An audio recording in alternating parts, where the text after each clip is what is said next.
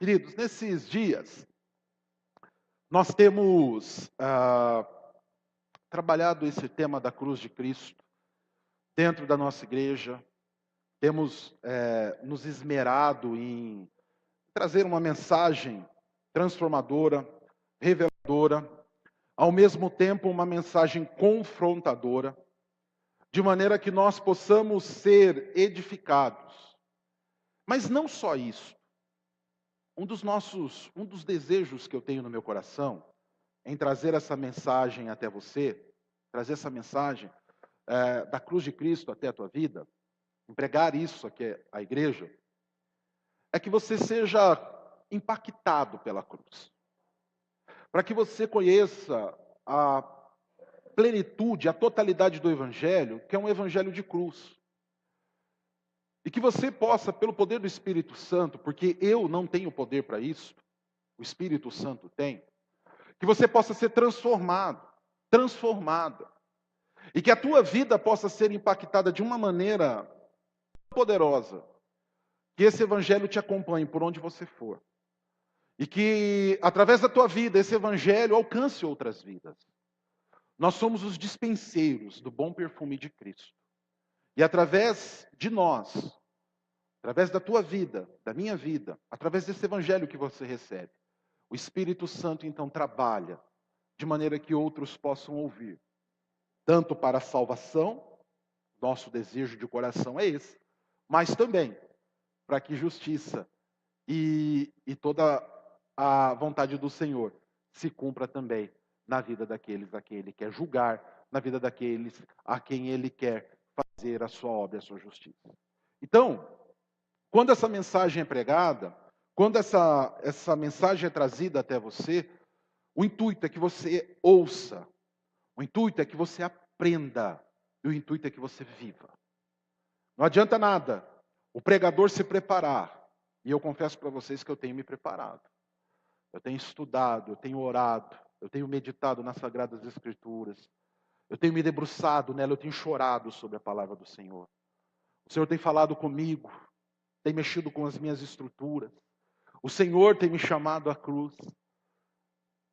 E eu tenho orado, queridos. Eu tenho orado. O Senhor sabe o que eu tenho orado. E eu tenho me preparado.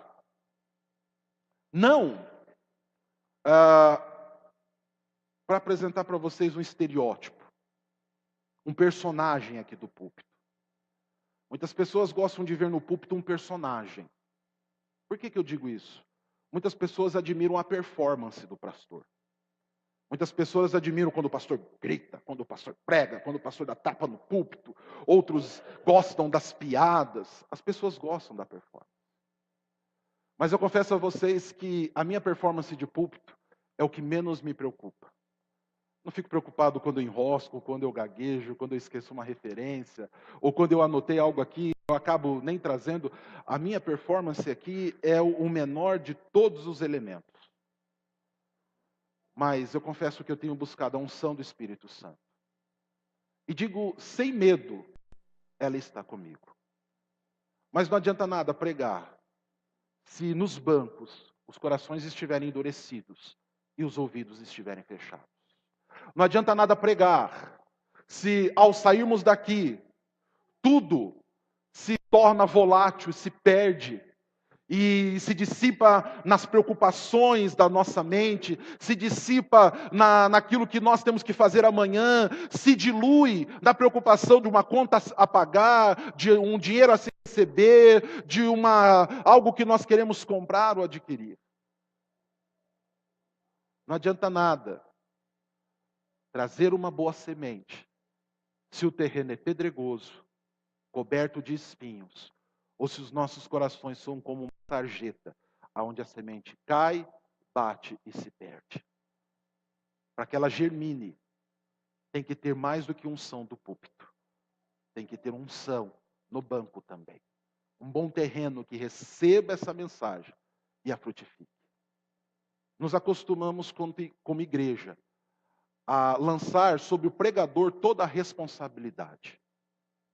E a nos despreocuparmos, sentados nos bancos, sobre aquilo que iremos receber. Só que você é tão responsável quanto eu. Você é receptor dessa mensagem. E se você não estiver preparado, não adianta nada lançar a boa semente. Se não houver um bom terreno, pode ser a melhor semente, ela não dará o seu fruto. Ela não produzirá a 100, a 50, a 30 e a quanto quer que seja.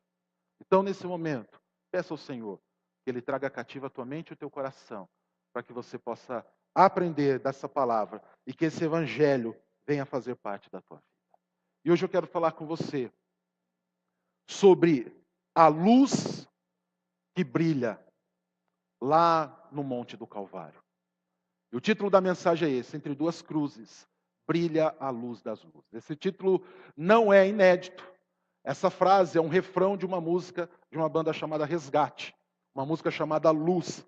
E eles dizem, entre duas cruzes, brilha a luz das luzes, e eu só quero ver o que ela iluminar. E nós precisamos enxergar nas nossas vidas e no nosso caminhar aquilo que a luz de Cristo Jesus, a luz lá do Calvário, nos permitir enxergar. Nós temos que enxergar pela luz de Cristo, pelos olhos dele. Nós temos que enxergar por aquilo que ele nos nortear, por aquilo que ele nos direcionar. E o texto, eu quero compartilhar com você. E aí então, nós aprendemos mais da palavra. Está lá em Lucas, no capítulo 23. Abra a tua Bíblia, por favor. Lucas 23, o verso 33 e depois do 39 ao 43. Aqui na nossa projeção está do 30 ao 43, está errado, tá? É do 39 ao 43.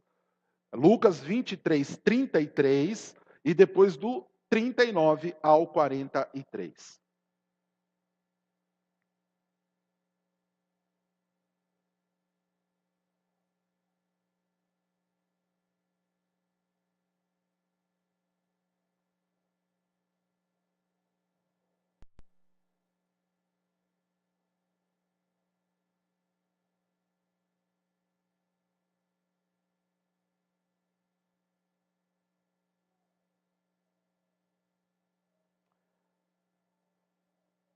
Acharam? Se você não tem, você pode acompanhar aqui comigo o que diz esse texto da palavra do Senhor. E diz assim, olha: quando chegaram ao lugar chamado Calvário, ali o crucificaram, bem como os malfeitores, um à direita, outro à esquerda. Pulando para o 39. Um dos malfeitores crucificados blasfemava contra ele, dizendo: não és tu o Cristo? Salva-te a ti mesmo e a nós também. Respondendo-lhe, porém, o outro repreendeu, dizendo: nem ao menos temes a Deus, estando sob igual sentença? Nós, na verdade, com justiça, porque recebemos o castigo que os nossos atos merecem, mas este nenhum mal fez.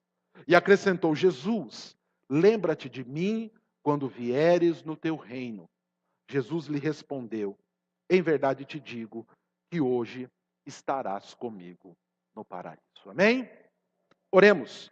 Bondoso Deus, nesta hora, ilumina as nossas mentes e coração e dá-nos, ó Pai, o entendimento da Tua palavra. Usa a minha vida, ilumina os meus pensamentos, também usa a minha boca, ó Pai, coordenando bem as ideias as quais eu quero trazer ao Teu povo nesta noite. E organiza as mentes do Teu povo, de maneira que eles ouçam, aprendam e saiam daqui, Senhor, prontos, dispostos a pregar esse evangelho e a vivê-lo em suas vidas, no nome santo de Cristo Jesus. Amém e amém. E essa história da crucificação aqui, queridos, esse texto que vocês leram aqui comigo, é um dos textos mais conhecidos da palavra de Deus. E nós sabemos que o Senhor Jesus, ele foi crucificado entre dois malfeitores. Ali haviam 3 homens dependurados em cruzes. Do lado esquerdo, um ladrão. Do lado direito, outro ladrão. E no meio deles, o Senhor Jesus Cristo. Nos extremos, homens que mereciam estar ali, que estavam recebendo o peso da justiça por atos que eles cometeram, por feitos que eles praticaram. A justiça estava sendo empregada sobre eles. Naquele tempo era permitido a pena de morte, né? Como em alguns países ao redor do mundo também o é. E aqueles homens, por seus feitos, estavam ali dependurados. Porém, no meio deles, estava um que, sem delito e sem pecado, estava também ali dependurado. Estava ali também, sendo castigado, recebendo sobre si uma pena que não era sua. Ouvimos numa outra mensagem, aqui mesmo, pregada aqui nessa série de mensagens, que o Senhor Jesus foi pregado numa cruz que era nossa. A cruz que estava lá não era dele. E ele foi pregado por pecados que também não eram dele, eram pecados nossos. O Senhor Deus o abandonou na hora extrema, não por conta de seus delitos, mas por conta dos nossos pecados. E ele estava ali então, pagando o preço por mim e por você. Preço de sangue, preço de morte, para que nós pudéssemos ser alcançados pela vida. E nós tivéssemos vida e vida em abundância. Isso nós temos aprendido domingo após domingo. Aprendemos também que agora, conhecedores desse sacrifício, somos chamados também a tomarmos a nossa cruz. Negando-nos a nós mesmos, tomando a nossa cruz e seguindo ao nosso Cristo. E quando nós entendemos isto, muitos conceitos, muitos pensamentos caem por terra. Um deles é aquele pensamento: eu quero estar aos pés da cruz. Tem até um hino que nós cantamos tão ardosamente, né? Tão ardorosamente, quero estar ao pé da cruz, né? Esse conceito cai por terra. O conceito também de que eu quero estar atrás da cruz também cai por terra. Porque o lugar do cristão não é nem aos pés, contemplando, nem atrás, escondido. O lugar do cristão é pregado na cruz. É estando lá, na cruz, morrendo o velho homem, para que venha e para que surja a nossa nova vida. Então o lugar do cristão não é escondido atrás da cruz, nem também aos pés da cruz. Essas expressões revelam, segundo o pastor Glênio Paranaguá, que escreveu um livro maravilhoso chamado Credo da Cruz, né? Cruz Credo, o Credo da Cruz, e ele diz que essas expressões revelam a nossa superficialidade com a experiência da cruz. Porque os cristãos até querem contemplar, até se sentem confortáveis se escondendo, mas são poucos os que entenderam que tem que estar dependurados, tem que estar mortos lá nesta cruz. Nem atrás, nem aos pés, mas dependurado no nosso lugar. Porque somos malfeitores. Pastor, eu não. Uma das dificuldades também é essa, né? Muitos não entendem a mensagem da cruz porque dizem, eu malfeitor? Eu não. Parece até aquela musiquinha que a gente canta para as crianças, né? Da casa do pão na casa do João. Quem foi? Eu não. Eu não. Né? Quem tem criança sabe, né? Tem uma musiquinha que diz, né, o fulano pegou pão na casa do João, aí o fulano diz, eu não. Então quem foi? Aí ele acusa o outro, aí o outro morre na cruz, eu não. Não é comigo isso não. E muitos não conseguem entender isto, porque não se veem pecadores. Mas quando nós olhamos para aquela luz brilhando no centro das cruzes, nós começamos a entender as coisas de uma maneira diferente. Quando nós olhamos para essa mesma história, no Evangelho de Mateus, nós vamos ver que os mesmos impropérios que eram propagados pelos senhores da lei, pelos religiosos, pelos que passavam diante da cruz, eram ditos também pelos ladrões que haviam sido crucificados com ele. E Mateus diz que aqueles dois ladrões também blasfemavam, também falavam impropérios contra Cristo. Porém, Lucas vai relatar que um deles mudou de ideia. Nesse texto que nós lemos, nós vamos ver que um deles mudou de ideia. E um deles reconhece que eles estavam ali devidamente, mas um indevidamente. E por que eles mudam? Por que um deles muda, aliás? Por que o outro não muda?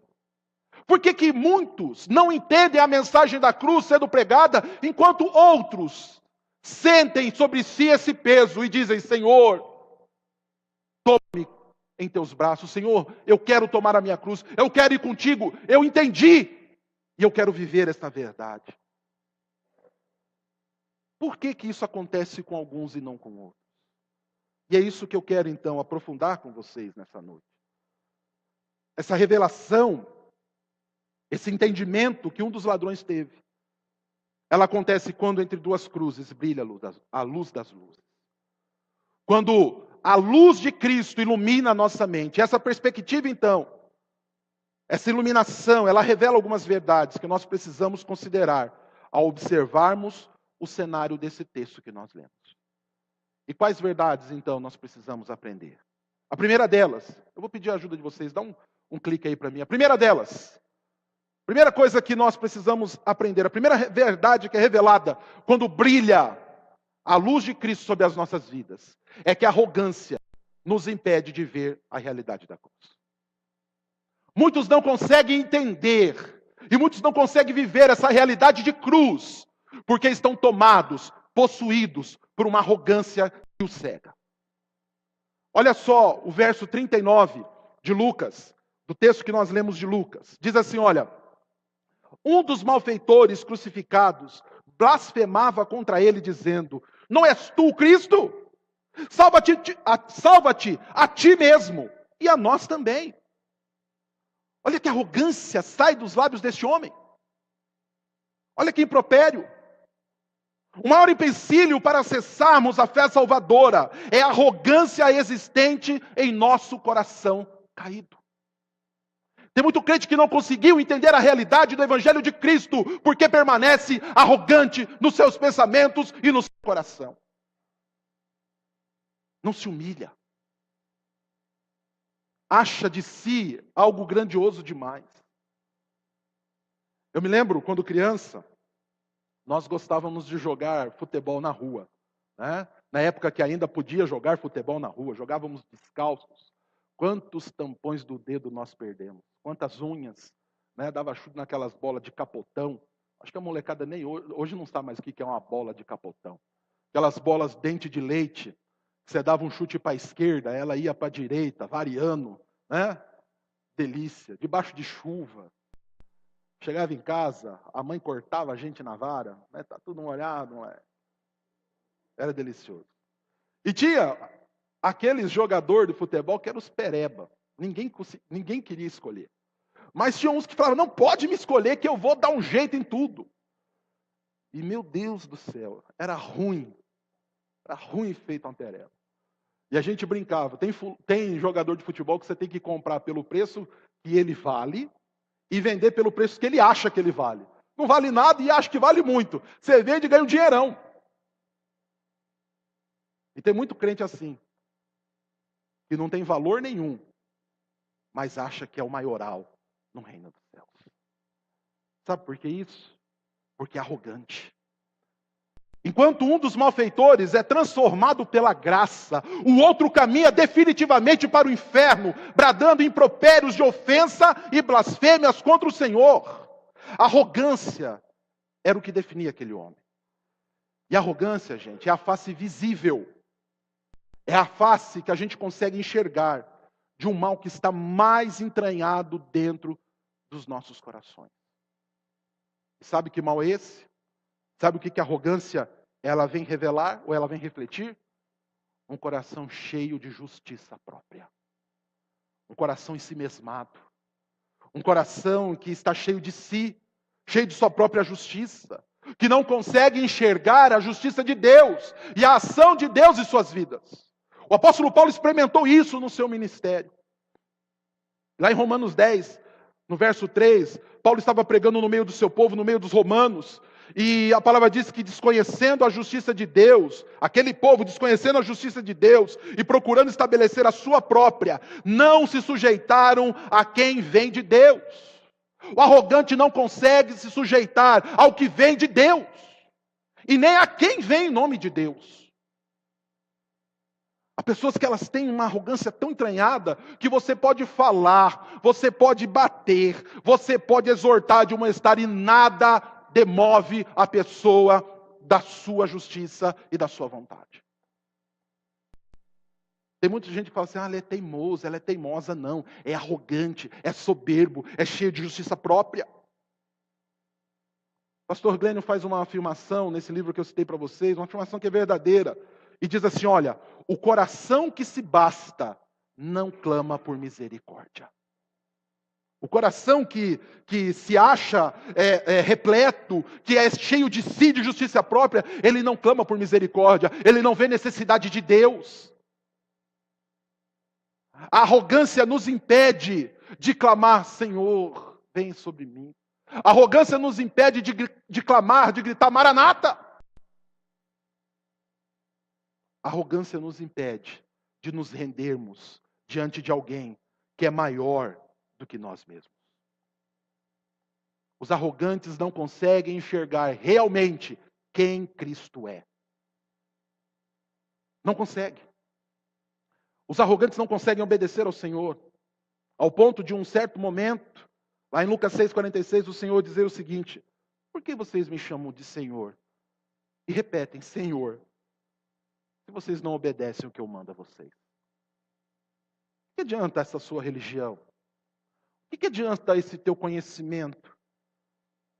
Se eu não sou o Deus da vida de vocês. Se eu não vejo em vocês obediência. Se em tudo que vocês podem, vocês me desobedecem.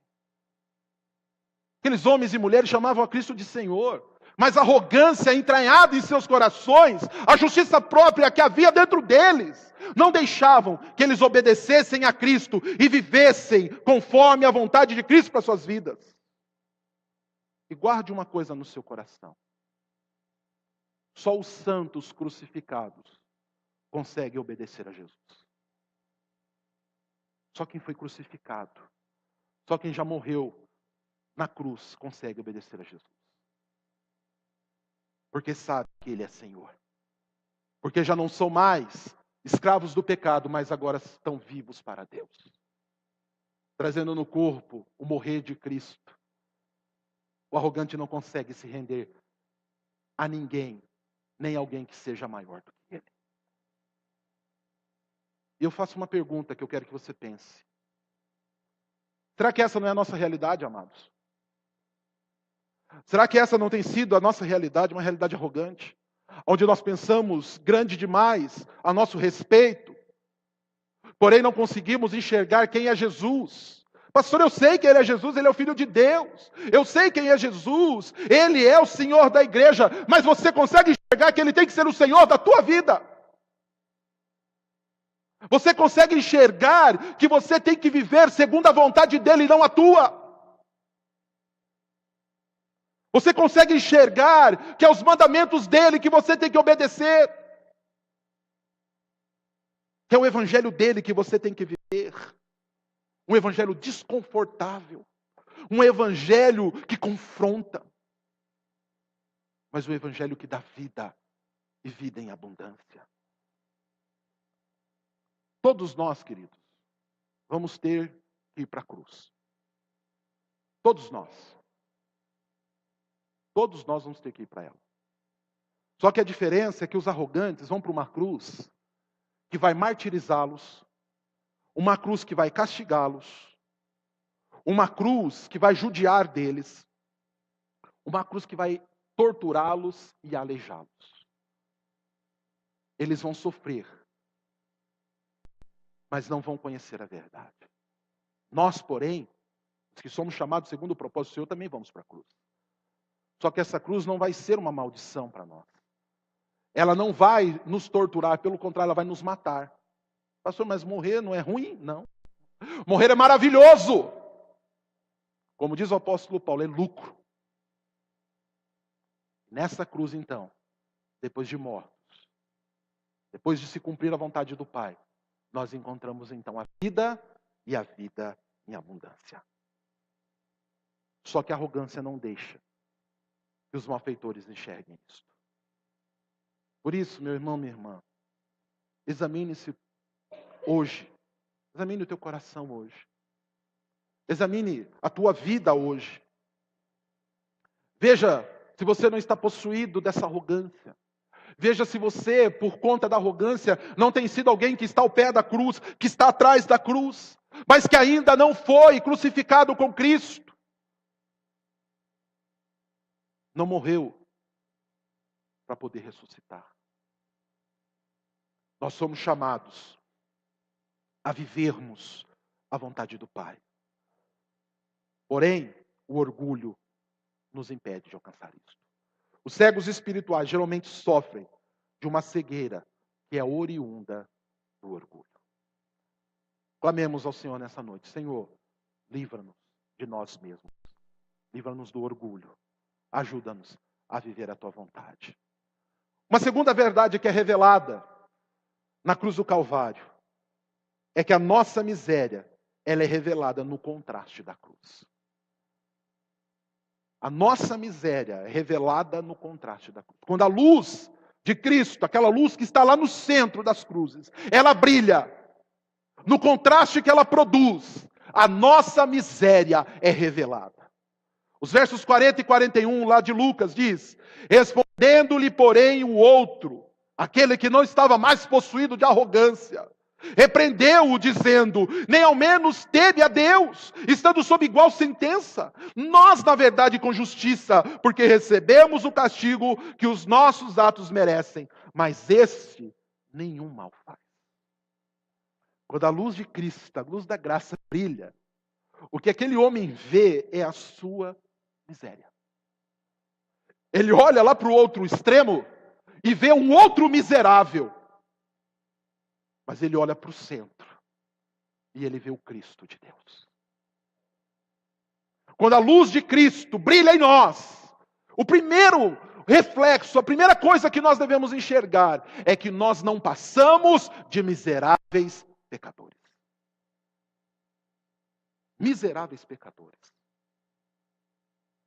E aquele ladrão, ao ser iluminado pelo contraste da cruz central, ele percebeu ali a sua miséria. E o contraste, além de revelar a sua miséria, vê, ali está Jesus. Ali está o Santo de Israel, o Todo-Poderoso Deus. E a visão daquele homem se abre.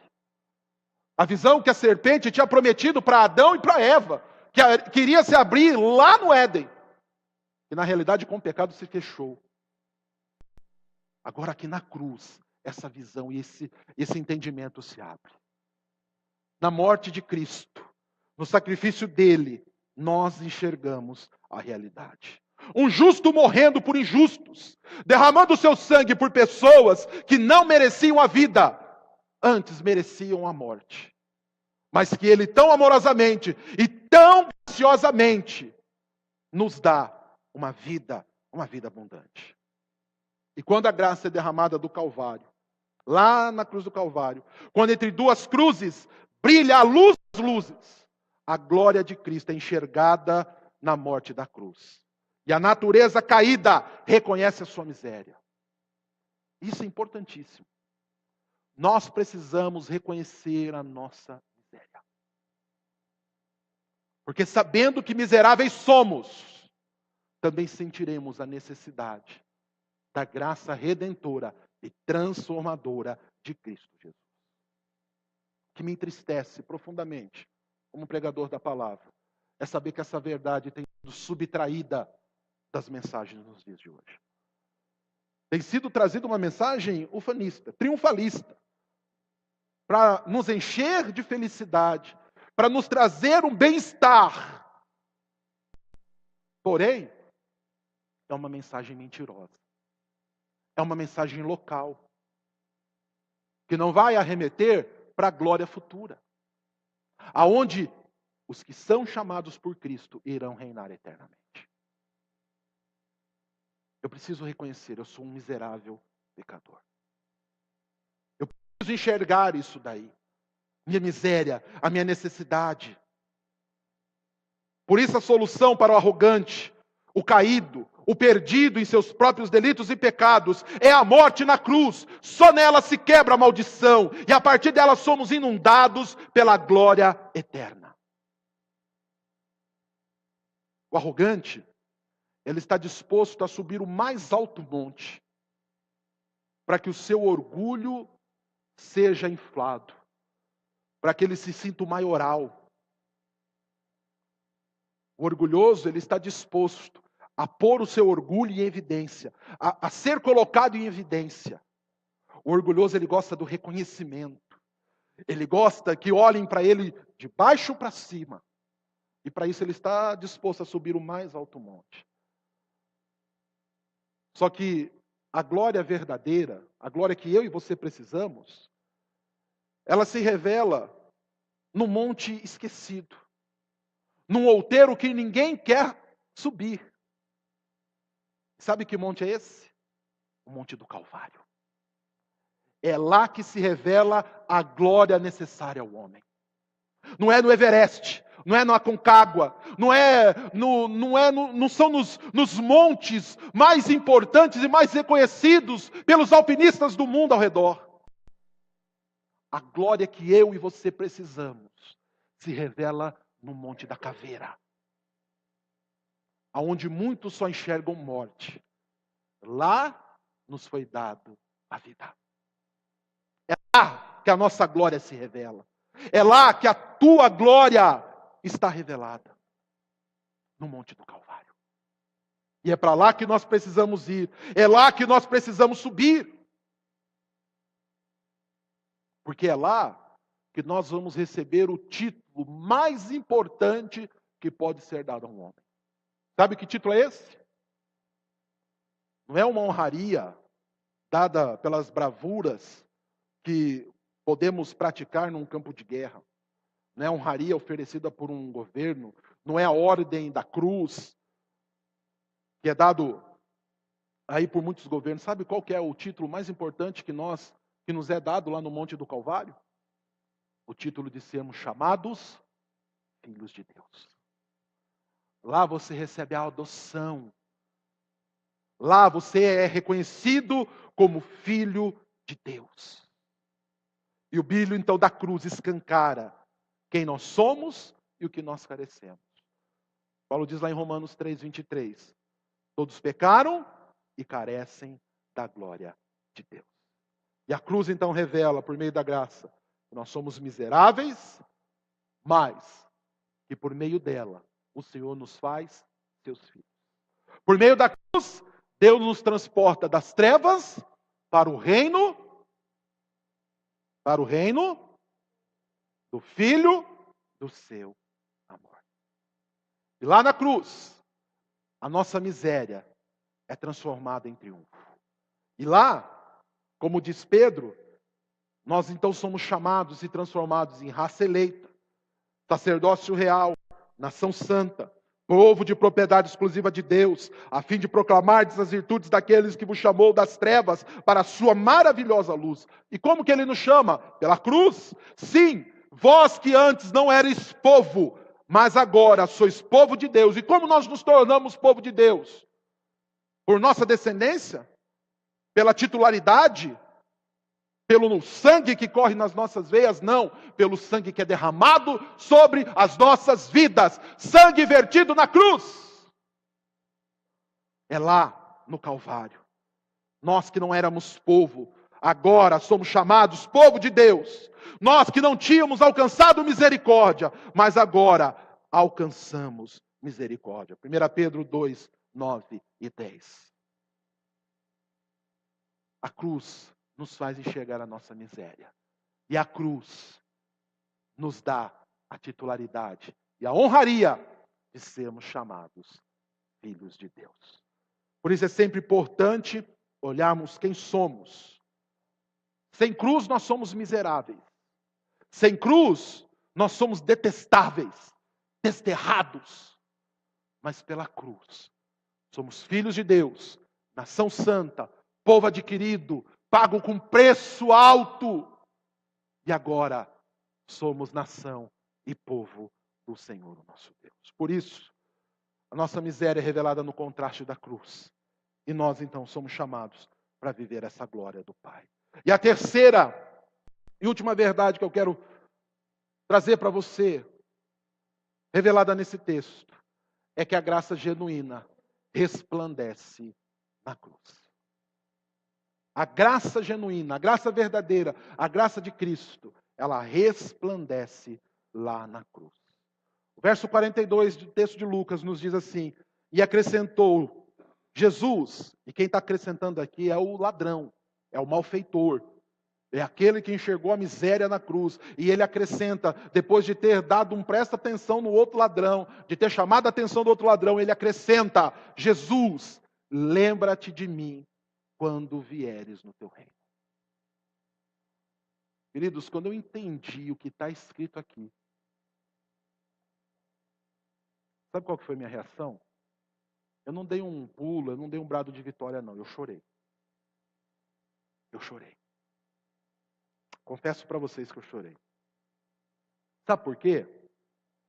Porque eu entendi que aquele ladrão, ele não desejou a instantânea libertação da cruz. Veja bem, ele não pediu: Senhor, me tira da cruz. Tira os pregos que estão aqui fincados. Ele não pediu a instantânea libertação da cruz. Pelo contrário, ele estava convencido de que ele deveria morrer na cruz. Como nós também precisamos ser convencidos disso, que precisamos morrer na cruz, porque somos malfeitores, porque temos conosco delitos. Então ele não desejou o seu bem-estar, ele desejou única e exclusivamente que o nosso Senhor e sua graça se lembrasse dele, recebendo em seu reino. Senhor, lembra-te de mim. Só que veja bem, ele não faz esse pedido a um rei triunfante. Não era um rei que estava ali com um estandarte vitorioso, era um rei moribundo, morto na cruz. E ele clama a esse rei moribundo: Senhor, tem misericórdia de mim. É esse o sentimento que nós temos que ter conosco. Não pela glória, pelos milagres, não pelos grandes feitos, pelo dinheiro no bolso, mas, Senhor, porque Tu és Deus. Lembra-te de mim, Senhor, e tem misericórdia de mim. Ele olha para um Cristo moribundo, dependurado na cruz, com uma cruz atrás de si, com uma coroa de espinho vertendo sangue, pessoas zombando dele. Que rei é esse? Esse é o Rei da glória, que os crentes não querem enxergar, que os crentes não querem para a sua vida, que os crentes não conseguem mais cultuar, porque estão ensimesmados, cheios dos seus desejos e dos seus prazeres. E aquele homem, inundado pela graça, ele reconhece: Tu és o Cristo. Não há evidência de que Tu sejas. Nós estamos olhando e Tu está crucificado como nós. Você está pendurado numa cruz. Teu corpo está em miséria como o nosso. Mas para nós entendermos isso, para nós podermos entender essa declaração que esse homem faz, essa declaração de fé, nós precisamos olhar para a psicologia da conversão. Interiorizar a conversão. A sua confiança, ela não tinha qualquer base na experiência ou na observação. Ele não tinha experimentado milagre. Ele não tinha experimentado prosperidade. Ele não tinha visto o rei vindo triunfante, como acontecera com Davi séculos antes. Saul matou seus milhares, mas Davi, suas dezenas de milhares. E aquele povo triunfava. Por quê? Porque viu os feitos de Davi. Aqui ninguém tinha visto feito nenhum. Eles não tinham enxergado benfeitoria nenhuma. Mas para o coração convertido, não precisa de experiência ou de observação.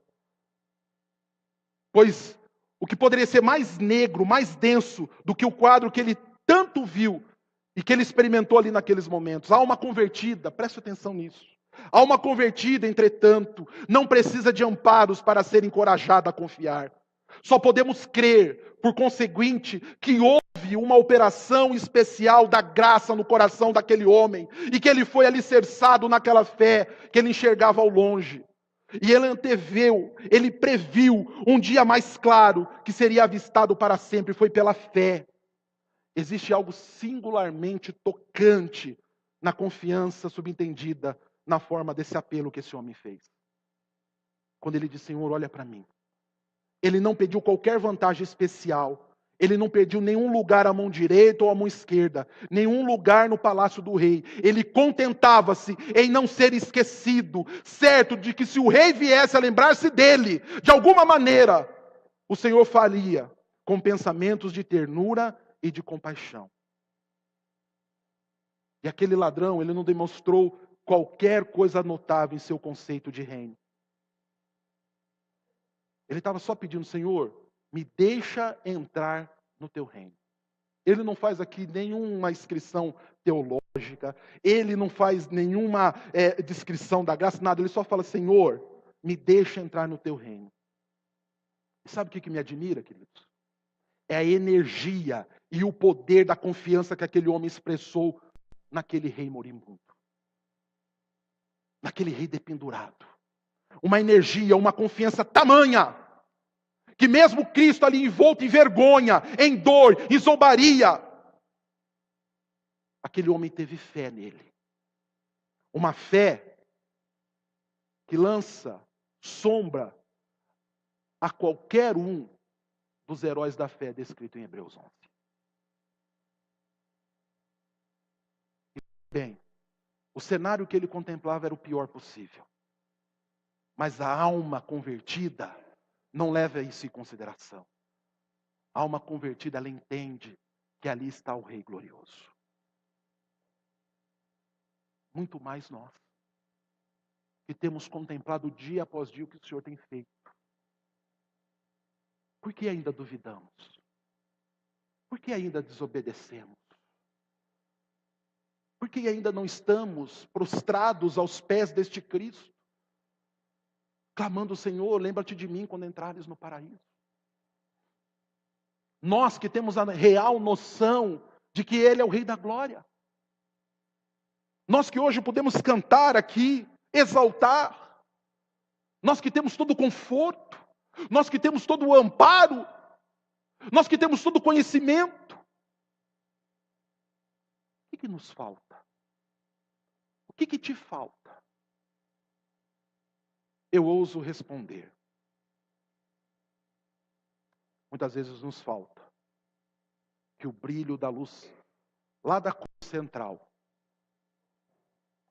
nos revele a verdadeira glória de Cristo Jesus. E eu ouso acrescentar, falta-nos muitas vezes uma alma convertida, impactada por Cristo, pelo Rei da Glória. Falta-nos trazermos no corpo o morrer de Cristo, para que tenhamos a vida e a vida em abundância.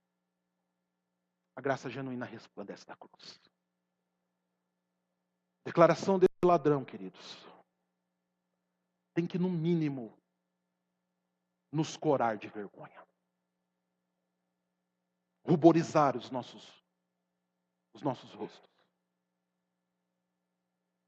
E fazermos, prostrarmos diante de Cristo. Porque ele ainda não tinha contemplado o domingo da ressurreição. Ele ainda não tinha contemplado a ascensão aos céus. Mas a alma convertida pela graça consegue clamar, Senhor, lembra-te de mim. Eu não quero ser livrado do sofrimento, Senhor. Eu não quero descer da cruz. Eu não quero sair dessa agonia, não é isso que eu estou te pedindo, Pai. Quando eu digo não quero, é que ele não estava pedindo isso. A única coisa que eu quero, Senhor, lembra-te de mim. Se tão somente com ternura e graça te lembrares de mim, isso já me é suficiente.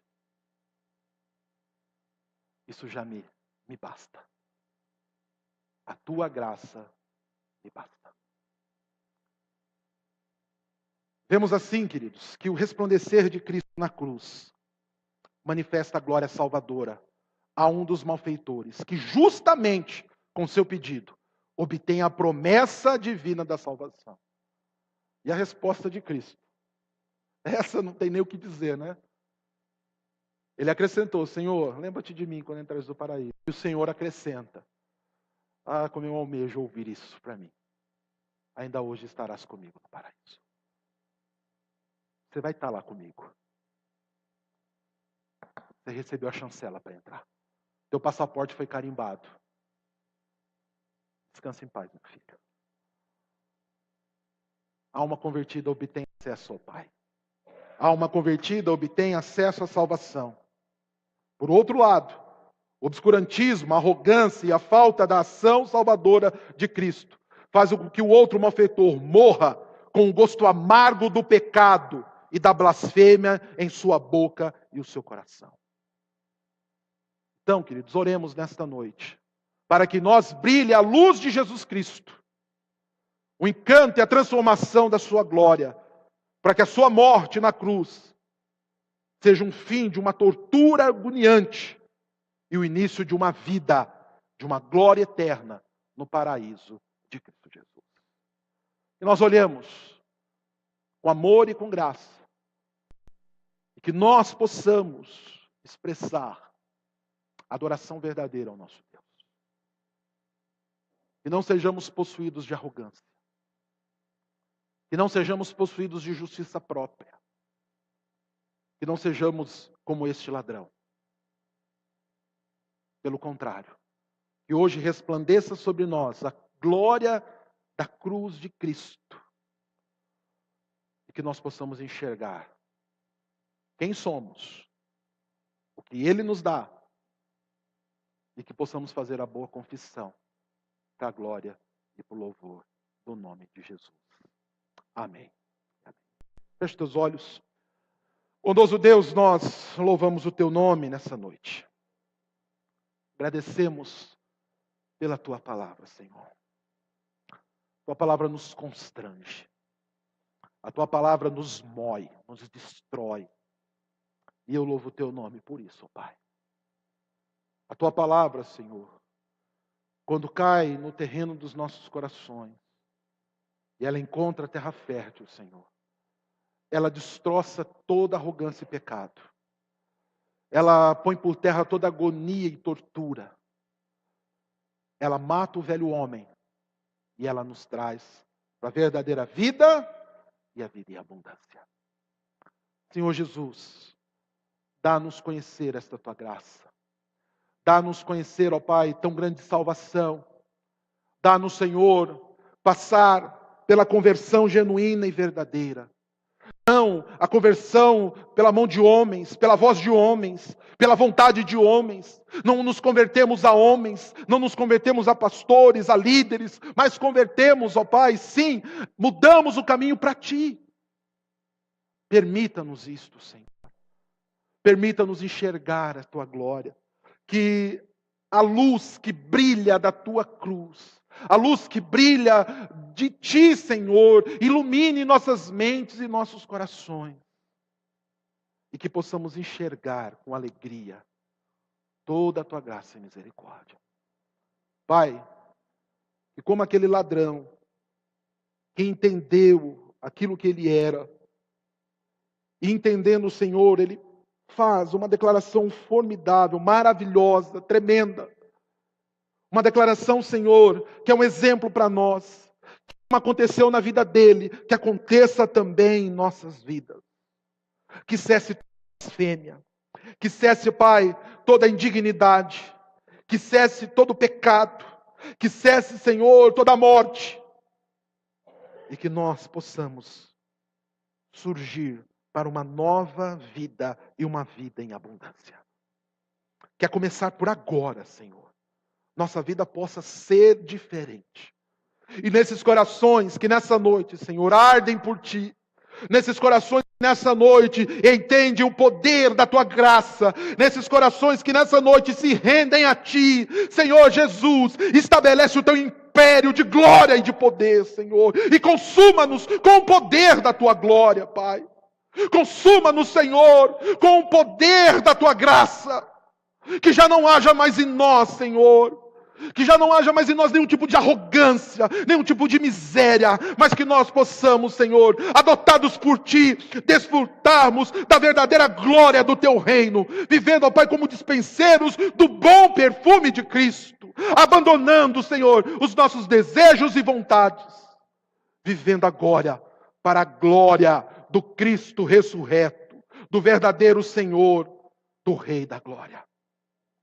Que possamos viver, ó Pai, como o Senhor e que possamos desfrutar das Tuas maravilhas. Que possamos também, Senhor, ser arautos desse Teu Evangelho, por onde formos, anunciarmos, pregarmos, vivermos como testemunhas do Senhor, para a glória de Deus Pai e louvor do nome de Cristo Jesus. Amém e amém. Amados, que nós sejamos consumidos por esta glória. Que nós saímos daqui diferentes nessa noite. Em nome de Cristo Jesus.